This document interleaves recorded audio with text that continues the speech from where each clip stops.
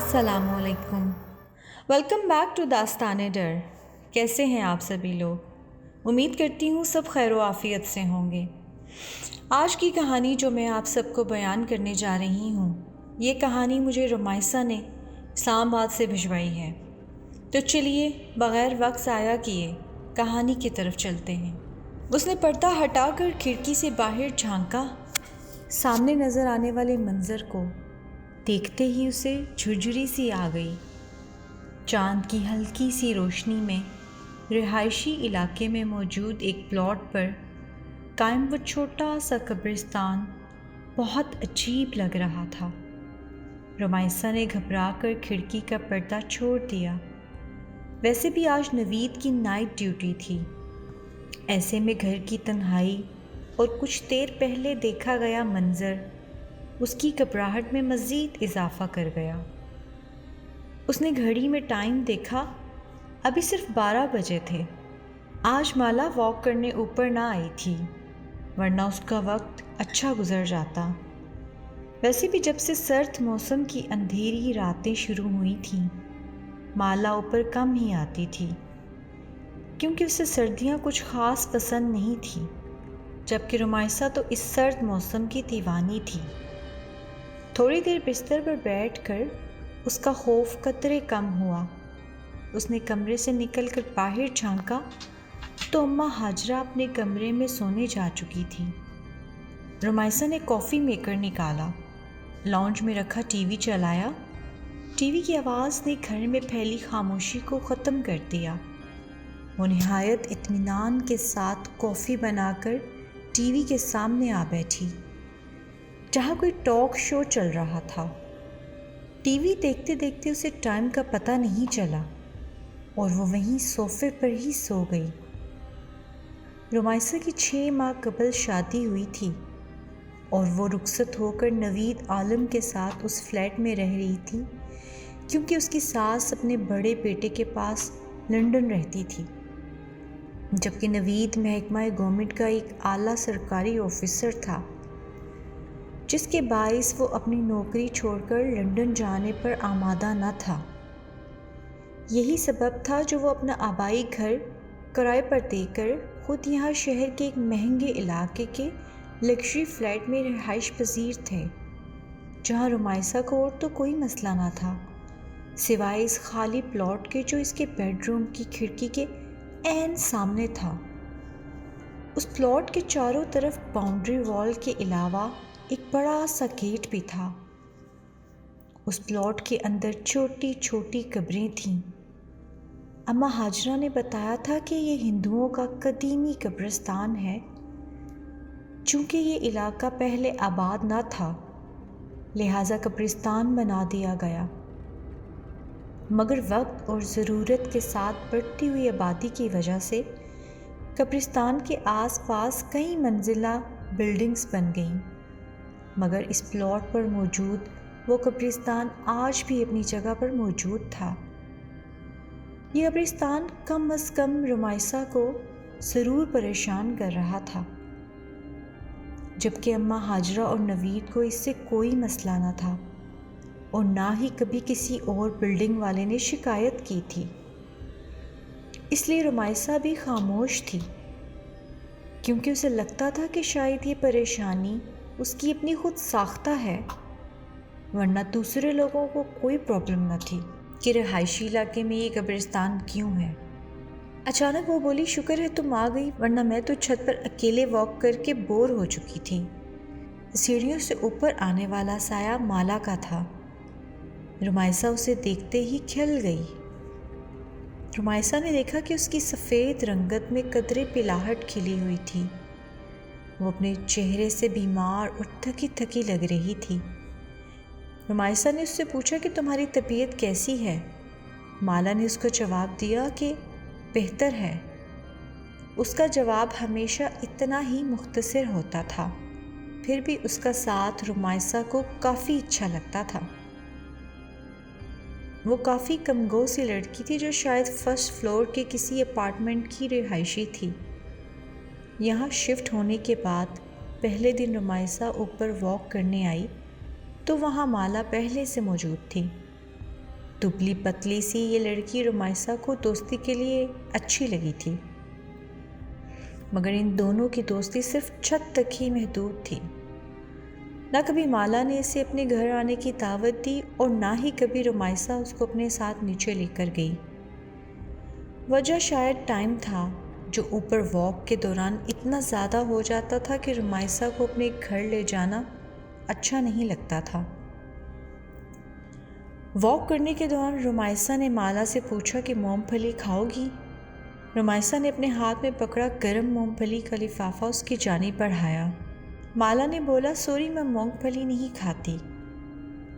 رمائسہ نے بولا عجیب لڑکی ہو تم یار، کچھ بھی نہیں کھاتی، نہ مونگ پھلی، نہ ریوڑی، نہ ہی کوئی ڈرائی فروٹ، یہاں تک کہ بھنے ہوئے چنے بھی نہیں کھاتی۔ رمائسہ جب بھی اسے کوئی چیز کھانے کو دیتی وہ ہمیشہ انکار کر دیا کرتی تھی۔ رمائسہ کو احساس ہوا کہ مالا شاید ہندو ہے، اس لیے کسی مسلمان کے ہاتھ کا نہیں کھاتی۔ اس نے اتنے ماہ میں آج تک مالا سے کبھی اس کے مذہب کے متعلق بھی نہیں پوچھا تھا، کیونکہ اسے اچھا نہیں لگتا تھا۔ حالانکہ کئی بار اس کا دل چاہا کہ وہ اس سے اس قبرستان کے بارے میں پوچھے جو اس کے گھر کے قریب ہی تھا، پھر یہ سوچ کر کہ کہیں اسے کوئی بات بری نہ لگ جائے وہ خاموش ہو جاتی۔ اچانک کالے رنگ کی بڑی سی بلا ان کے سامنے آ کر کھڑی ہو گئی، جو اپنی گہری نیلی آنکھوں سے ان کی جانب ایسے گھور رہی تھی کہ وہ دونوں خوف زدہ ہو گئیں، جبکہ مالا تو ویسے ہی بلیوں سے ڈرتی تھی، جس کا عملی مظاہرہ کئی بار رمائسہ دیکھ چکی تھی۔ یہ کہاں سے آ گیا؟ وہ ٹوٹا پھوٹا جملہ ادا کرتی رمائسہ کے پیچھے اس طرح سے چھپ گئی۔ رمائسہ نے چپل اتار کر بلی کی جانب پھینکی، وہ فوراً پیچھے کی جانب بھاگ گئی۔ اس کے بھاگتے ہی مالا نے سیڑھیوں کی جانب دوڑ لگا دی۔ رمائسہ نے پیچھے جا کر اسے روکنے کی بہت کوشش کی، مگر وہ سیڑھیاں اترتے ہی ایسے غائب ہوئی کہ رمائسہ کو اندھیرے میں نظر نہیں آئی۔ مالا کی اس طرح خوفزدہ ہو کر بھاگنے میں وہ دل ہی دل میں ہنس دی اور نیچے اتر آئی۔ جانے کیوں آج رمائسہ کا دل چاہا کہ وہ مالا سے اس کی ذاتی زندگی کے متعلق کوئی سوال کرے۔ شاید لاشعوری طور پر اس کے اندر یہ خواہش جاگ رہی تھی کہ وہ جانے مالا کون ہے۔ 4 ماہ سے ان کی ملاقات تقریباً روز ہی چھت پر اس طرح ہوتی، مگر وہ یہ نہ جانتی تھی کہ مالا اس بلڈنگ کے کون سے فلور پر رہتی ہے، وہ کیا کرتی ہے، شادی شدہ ہے یا نہیں۔ تو آج رمائسہ نے یہ سوچا کہ وہ مالا سے اس کی ذاتی زندگی کے بارے میں پوچھے گی۔ پہلا سوال پوچھا تمہارے گھر میں اور کون کون ہوتا ہے؟ چلتے چلتے رک کر مالا نے حیرت سے کچھ اس طرح رمائسہ کو دیکھا کہ وہ بھی تھوڑا سا گھبرا گئی۔ مطلب یہ ہے کہ تم اکیلی رہتی ہو؟ تم شادی شدہ ہو یا نہیں؟ اس کے سارے جملے کا ایک ہی لفظ میں جواب دے کر وہ اس طرح آگے کی طرف بڑھ گئی کہ اس سے مزید کچھ پوچھنے کی خواہش رمائسہ کے اندر ہی دم توڑ گئی۔ وہ بولی میں 1st فلور فلیٹ نمبر 103 میں رہتی ہوں۔ رمائسہ کے خاموش ہوتے ہی شاید مالا کو اپنی غلطی کا احساس ہو گیا، اس لیے وہ پلٹ کر اس کی جانب آتے ہوئے آہستہ سے بولی۔ اسی ٹائم آسمان پر زور سے بجلی چمکی، ساتھ ہی بادل کے گڑ گڑانے کی آواز جیسے ہی مالا نے سنی وہ بچوں کی طرح گھبرا گئی۔ رمائسہ نے دیکھا خوف سے اس کی رنگت زرد پڑ گئی تھی۔ وہ بولی مجھے بارش بالکل اچھی نہیں لگتی، بہت ڈر لگتا ہے بارش میں بھیگنے سے، ایسے محسوس ہوتا ہے جیسے میرا سارا جسم جل رہا ہے، پانی کی بوندیں مجھے آگ کی طرح محسوس ہوتی ہیں۔ آپ کو پتہ ہے آگ میں جلنا کتنا ہولناک ہوتا ہے، اس کا تصور ہی میرے سارے جسم میں کپ کپی طاری کر دیتا ہے۔ آج پہلی بار رمائسہ نے اس کو اتنا بولتے ہوئے سنا تھا، مگر وہ کیا کہہ رہی تھی رمائسہ بالکل سمجھ نہیں پائی۔ اس کی زبان سے نکلنے والے بے ربط جملے کبھی کبھی تو رمائسہ کو ایسا محسوس ہوتا جیسے وہ پاگل ہے۔ جیتے جی خود کو آگ میں جلتے دیکھنا، خوبصورت جسم کو آگ کی شعلوں کی نظر کرنا، کبھی دیکھا ہے آپ نے؟ اسی پل بادل ایک بار پھر سے گرجے۔ مالا اس کا جواب سنے بغیر سیڑھیوں کی جانب بھاگی، جبکہ پیچھے کھڑی رمائسہ میں اتنی ہمت نہ ہوئی کہ آواز دے کر وہ مالا کو روک سکے۔ 1 ہفتے سے زیادہ ہو گیا تھا مالا چھت پر نہیں آئی تھی۔ ویسے بھی پچھلے ہفتے سے بارشیں ہو رہی تھیں، چونکہ وہ اور بہت ساری چیزوں کی طرح بارش سے بھی ڈرتی تھی، اس لیے وہ اوپر نہیں آئی تھی۔ مگر اب 2 دن سے بارش بالکل ختم ہو گئی تھی، پھر بھی وہ اوپر نہیں آئی۔ جب شام میں نوید کے ساتھ باہر جاتے ہوئے اس نے بے اختیار رک کر فلیٹ نمبر 103 پر نظر ڈالی، جہاں بڑا سا تالا اندھیرے میں بھی نظر آ رہا تھا، اس کا مطلب یہ ہوا کہ وہ کہیں گئی ہوئی ہے۔ یہ سوچ کر وہ نیچے اتر گئی، اور پھر گاڑی میں بیٹھتے ہوئے اس نے پہلی بار نوید سے مالا کا ذکر کیا۔ کیا وہ لڑکی ہندو ہے؟ کیونکہ نام سے تو ایسا ہی لگ رہا ہے۔ پتہ نہیں، میں نے کبھی پوچھا نہیں، مگر شاید وہ فلیٹ نمبر 103 میں رہتی ہے۔ وہ کافی دنوں سے اوپر نہیں آئی۔ نوید نے حیرت سے دہرایا، فلیٹ نمبر 103؟ تمہیں شاید غلط فہمی ہوئی ہے، کیونکہ وہاں تو کوئی بھی نہیں رہتا۔ وہ فلیٹ ایک لمبے عرصے سے خالی ہے۔ اچھا، پھر ہو سکتا ہے کہ مجھے سننے میں غلطی ہوئی ہو۔ نوید وہاں پچھلے 1 سال سے رہ رہا تھا، اس لیے وہ رمائسہ کے مقابلے میں بہتر جانتا تھا کہ آس پڑوس میں کون کون رہتا ہے۔ اور پھر گھر واپس آتے ہی وہ اماں ہاجرہ سے مالا کے متعلق پوچھ بیٹھی۔ پتہ نہیں بیٹا، میں تو گھر سے صرف سودا لینے کے لیے باہر جاتی ہوں، اور آس پڑوس میں میری کسی سے ایسی دوستی کہاں جو میں کسی کے بارے میں کچھ جان سکوں۔ ان کا جواب بالکل درست تھا، وہ تو سارا دن گھر میں ہی رہتی تھیں۔ رمائسہ کی سمجھ میں نہ آیا کہ وہ مالا کے متعلق کس سے پوچھے۔ پھر سوچا ہو سکتا ہے کہ 1-2 دن تک وہ خود ہی اوپر آ جائے، مگر ایسا بھی نہ ہوا۔ یہ سوچ کر وہ ایک دن اماں ہاجرہ کو لیے نیچے فرسٹ فلور پر آ گئی، جہاں آمنے سامنے کئی فلیٹ بنے ہوئے تھے۔ یہاں ہر فلور پر 10 فلیٹ تھے۔ فرسٹ فلور کے 103 فلیٹ کے علاوہ تقریباً سب میں ہی لوگ آباد تھے۔ اس کی سمجھ میں نہ آیا کہ وہ کس کا دروازہ بجا کر مالا کے متعلق سوال کرے۔ کچھ دیر وہ کھڑی سوچتی رہی، پھر نیچے اتر کر مین گیٹ کی جانب آ گئی، جہاں موجود سیکیورٹی گارڈ اچھی طرح پہچانتا تھا۔ جیسے ہی رمائسہ اس کے ساتھ جا کھڑی ہوئی، وہ جلدی سے اٹھا اور بولا، السلام علیکم باجی، خیریت ہے؟ وہ بولی، دراصل مجھے ایک لڑکی کے بارے میں جاننا تھا۔ عبدل نے حیرت سے پوچھا، لڑکی کے بارے میں؟ عبدل نے پہلے اماں ہاجرہ کو دیکھا اور پھر رمائسہ کو۔ رمائسہ بولی، ہاں عبدل بھائی، فرسٹ فلور پر ایک دبلی پتلی سی لڑکی رہتی ہے جو روزانہ چھت پر میرے ساتھ واک کرنے بھی آتی ہے، مگر وہ کافی دنوں سے نہیں آ رہی۔ عبدل نے پوچھا، کیا آپ اس کا نام جانتی ہیں؟ اس کا نام مالا ہے، گوری سی ہے، بہت لمبے بال ہیں۔ بہت لمبے بالوں والی لڑکی تو میں نے یہاں کبھی نہیں دیکھی۔ ہاں، فیصل صاحب کی بیٹی ہے فلیٹ نمبر 107 میں۔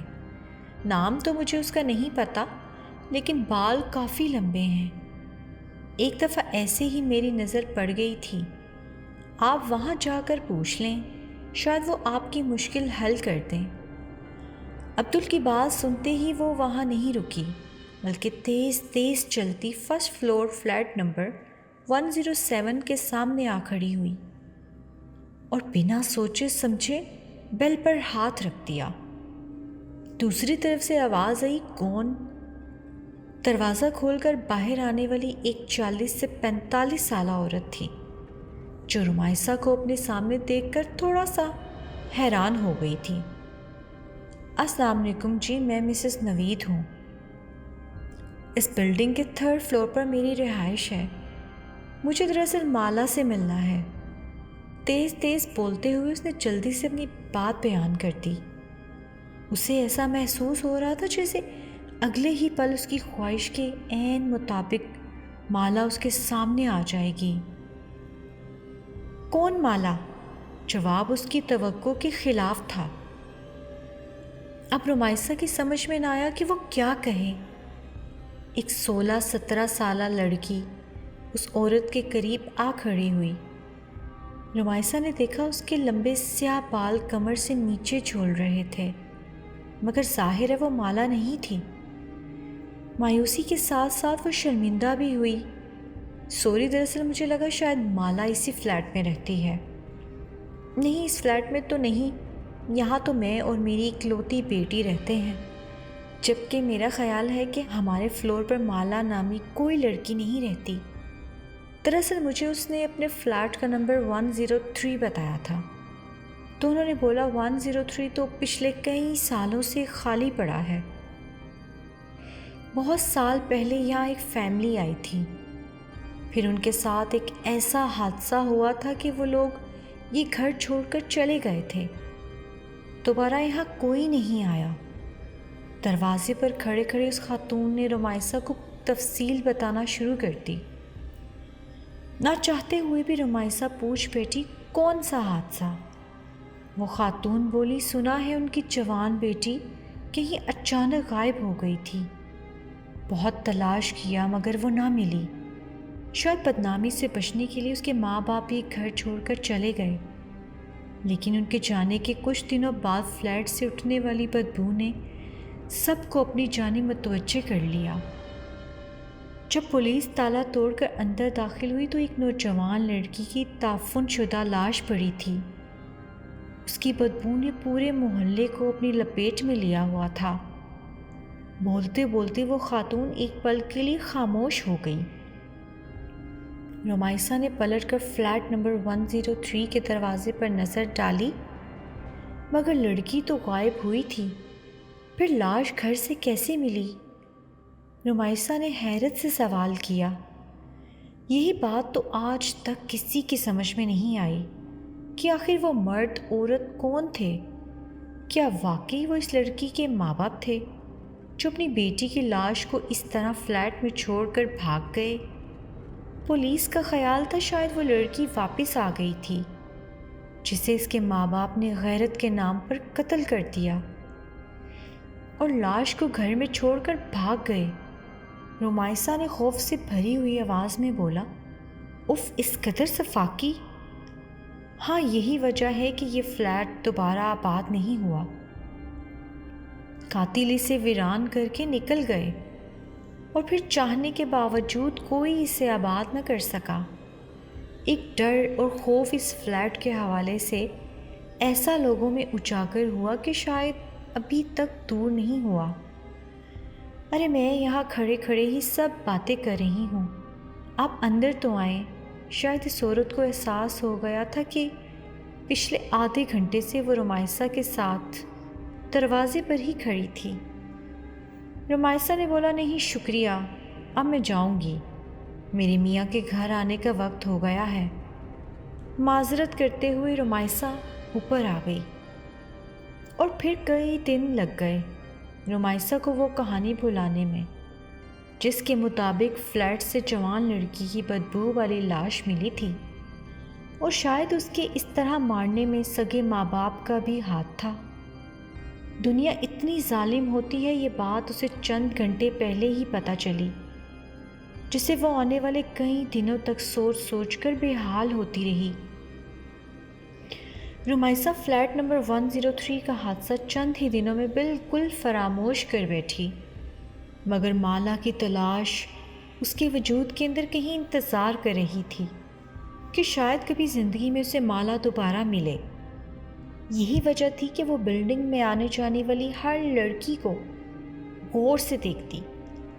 کبھی جو کسی ڈپارٹمنٹل سٹور میں جانا ہوتا تو اس کی متلاشی نگاہیں مالا کو کھوجتی رہتی۔ سڑک سے گزرنے والی ہر لڑکی میں وہ مالا کو تلاشتی، مگر مالا نہ جانے کہاں گم ہو گئی تھی، جو ہر بار رمیسا کی تلاش کو ناکامی کا منہ دیکھنا پڑتا۔ اس کی تلاش مالا کے ساتھ لگن اتنی سچی تھی کہ ایک دن وہ اس میں کامیاب ہو گئی، مگر ایسی کامیابی جس کے بعد کئی سالوں رمیسا کا یہ دل سوچ کر کانپتا رہا کہ اس نے مالا کی تلاش کی اتنی کوشش کی، آخر کیوں؟ وہ جاتی سردیوں کی ایک شام تھی۔ اماں ہاجرہ کو صبح سے ہی نزلہ زکام نے جکڑ رکھا تھا، جس کے باعث وہ اپنی چارپائی پر رضائی اوڑھے پڑی تھی۔ نوید عالم آفس کے کسی کام کے سلسلے میں کوئٹہ گیا ہوا تھا، اور اس تنہائی میں رمیسا کا دل بے حد گھبرا رہا تھا۔ 2 گھنٹے اس نے لاہور اپنی امی جان اور بہن سے بات کی، پھر جیسے ہی فون بند کیا اسے ایسا محسوس ہوا جیسے کوئی بیرونی دروازے کے پاس سے گزر کر اوپر جانے والی سیڑھیوں کی جانب بڑھا ہے۔ اس کا اندرونی لکڑی کا دروازہ کھلا تھا، جبکہ اس کے باہر موجود گرل کو وہ ہمیشہ اندر سے لاک رکھتی تھی۔ تنہائی میں ابھرنے والے تجسس کے ہاتھوں مجبور ہو کر اس نے گرل کے باہر جھانکا۔ ایک بہت لمبے بالوں والی لڑکی تیز تیز اوپر سیڑھیاں چڑھتی جا رہی تھی۔ رمیسا کو لگا وہ مالا ہے۔ وہ جلدی سے اپنا دوپٹہ اوڑھے اس لڑکی کے پیچھے ہی بھاگی تو وہ اوپر چھت پر جا کر غائب ہو چکی تھی۔ رمیسا تیزی سے سیڑھیاں چڑھتی ہوئی اوپر آئی۔ سرے شام ہی چھت پر اندھیرا چھایا ہوا تھا۔ آخری سیڑھی پر قدم رکھ کر رمیسا نے جیسے ہی سیڑھیوں کے قریب موجود بلب آن کیا، اس کی روشنی پوری چھت پر پھیل گئی۔ مالا، رمیسا نے آواز لگائی، مالا، مالا۔